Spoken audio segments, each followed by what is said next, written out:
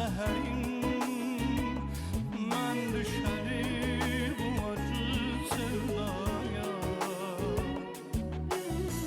Sevirəm, sevirəm təkcə səni, bir də gələr olsam dünyaya.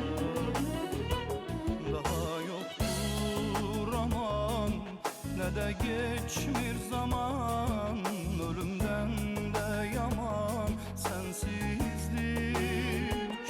Yok səbrim, yok daha, inan o Allah'a, mənə gəldi baha sensizlik. Bezmişəm daha yalnızlıqdan, gəl gülüm gülüm gəl. Sonra qorxuram ki gec olsun, indi sevgilim gəl.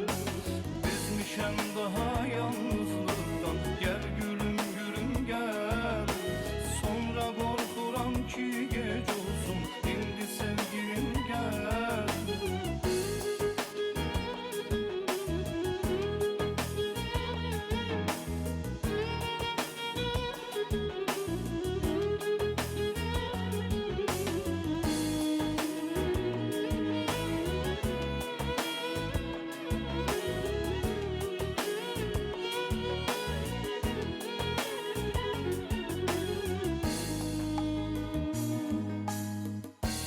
Tənhalıq çox üşüdür, donmuş əlim qalmış ətəyimdə.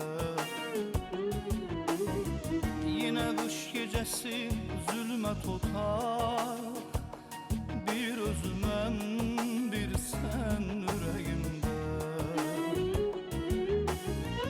Yanıram, yanıram, sızlayıram, körpə uşaq kimi mən ağlayıram.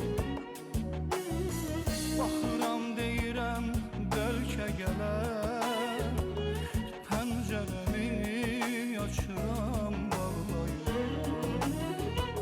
Daha yoxdur aman, nə də geçmir zaman,